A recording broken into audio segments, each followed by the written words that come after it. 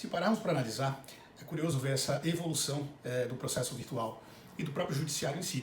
Porque o próprio poder judiciário ele não pode ser divorciado, não pode ser visto diferente hoje do processo digital, que se tem aí processos discutidos em plataformas 100% virtuais. Hoje, até mesmo a opção, quando o ajuizamento de um processo, ele já tem inúmeros portais do Poder Judiciário, Justiça Federal, Justiça do Trabalho, Justiça Estadual, a possibilidade da pessoa optar pelo processo 100% digital. Mas o que isso significa para a prestação jurisdicional?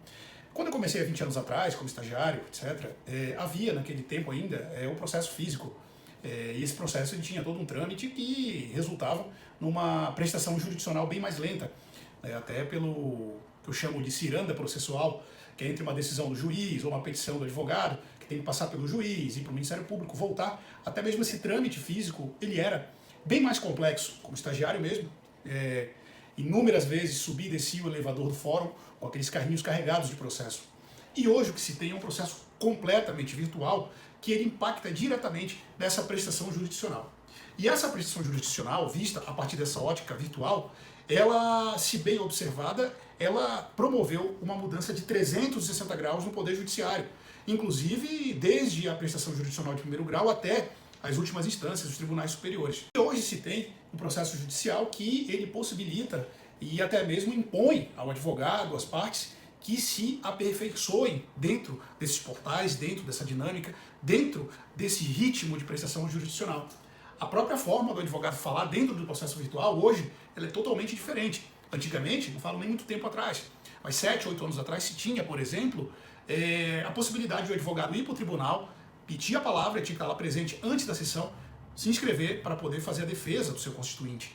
Com essa evolução virtual, principalmente no chamado pós-pandemia, se tem hoje nesse processo virtual inúmeras formas de fala. Se tem desde a entrega de um memorial, que é um vídeo gravado com que o advogado pode apresentar ali naquele momento a defesa do seu constituinte, o chamado julgamento assíncrono. Ou por que assíncrono? Porque ele não é feito em tempo real, e sim em contexto de tempo em que os ministros ou desembargadores terão aquele tempo para apreciar aquela matéria e ali poderão verificar aquele vídeo. Até mesmo julgamento presencial ou até mesmo virtual, em que ele acontece em tempo real e que o advogado tem aquela possibilidade de se manifestar pela plataforma virtual, fazer uma sustentação oral ali em que a sessão está ocorrendo e que ele aparece na tela do tribunal ali, sustentando as razões do seu constituinte. Por consequência dessa virtualização e até mesmo pelas garantias constitucionais previstas na nossa Constituição de acesso ao judiciário, houve um incremento significativo de demandas judiciais. Hoje nós vivemos uma hiperlitigância, em que boa parte dos conflitos eles são levados e tem a provocação do judiciário para que se manifeste. A questão é que com esse volume imenso de processo e com a própria estrutura do Poder Judiciário, o judiciário ele não detém essa capacidade de uma entrega jurisdicional para todas as demandas que chegam até o judiciário.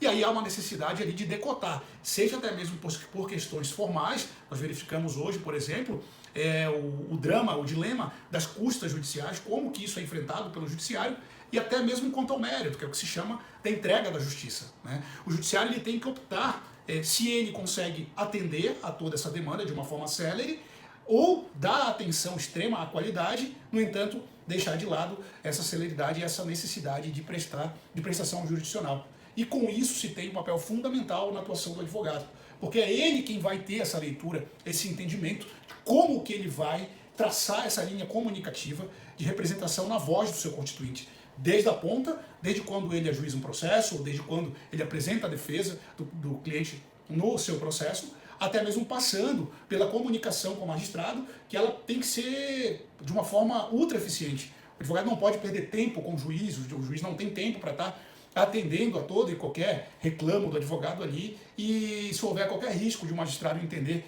que aquele reclamo é impertinente ou é irrelevante, ali a imagem do advogado pode ficar muito prejudicada junto a esse magistrado, esse juiz, e isso pode afetar diretamente a defesa daquele constituinte.